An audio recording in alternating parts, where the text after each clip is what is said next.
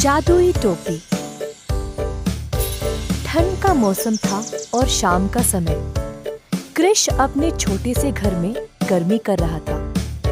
घर के ऊपर एक गुप्त अटारी में कृष अपने परिवार के प्राचीन वस्तुओं को समेट रहा था। धूल से भरा हुआ अटारी के कोने में कृष को एक संदूक नजर आया। जिज्ञासु होकर कृष ने उस संदूक को खोल दिया। एक चीज ने कृष का ध्यान खींचा, एक बहुत ही अनोखी काली टोपी। कृष को ये टोपी बड़ा अद्भुत लगा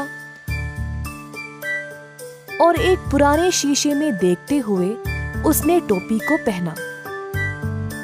अचानक से कृष एक नए रूप में तब्दील हो गया।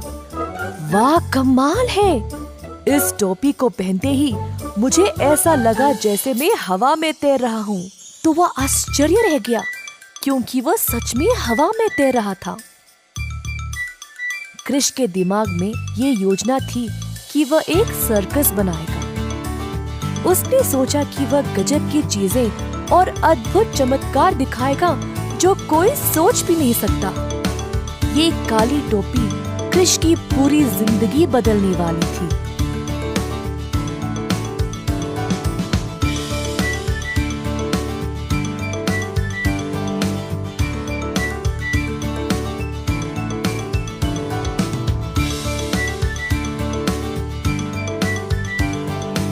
सर्कस की खबर आग की तरह पूरे शहर में फैल गई और लोग इस अनोखे सर्कस को देखने के लिए जमा होने लगे।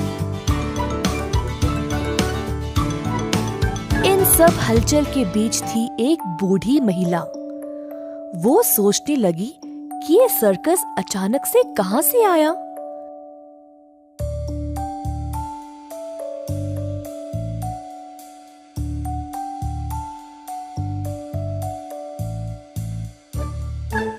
एक साधारण व्यक्ति जिसके पास कुछ भी नहीं था, वो इतना गजब का सर्कस कैसे शुरू कर सकता था।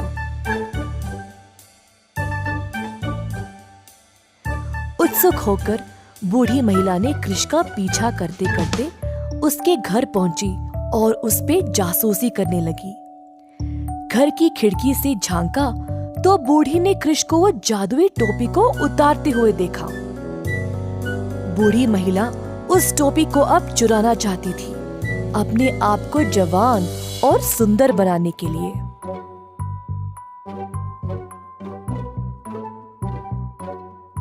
कृष की अनुपस्थिति में बूढ़ी महिला घर के अंदर चोरी छुपे आकर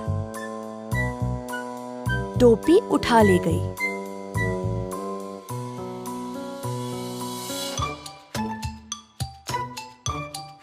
अगली सुबह कृष पागलों की तरह घर में उसकी टोपी को ढूंढ रहा था।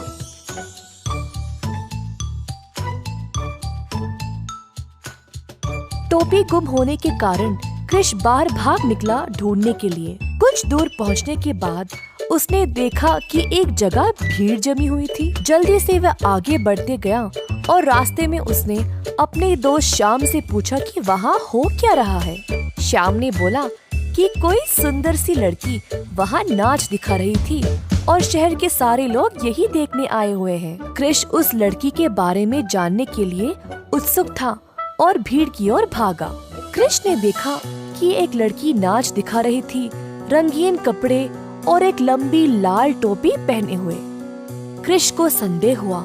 नाच समाप्त होने के बाद लड़की ने सबसे पैसे लिए और चुपचाप भीड़ में गायब हो गई। कृष ने अपने दोस्त श्याम को साथ लिया, उस लड़की का पीछा करने लगे। लड़की अपनी टोपी उतारी। टोपी उतारते ही सुंदर लड़की एक बूढ़ी बदसूरत महिला में बदल गई। कृष को तुरंत पता चल गया कि उसकी टोपी चुराने वाली और कोई नहीं, बस यही बूढ़ी महिला थी। कृष और श्याम ने जल्दी से योजना बनाई टोपी वापस पाने के लिए। कृष घर के सामने वाले दरवाजे पर खड़ गया। कृष को देखते ही बूढ़ी महिला डर कर भागने लगी और तभी श्याम ने उसे पीछे के रास्ते से पकड़ लिया।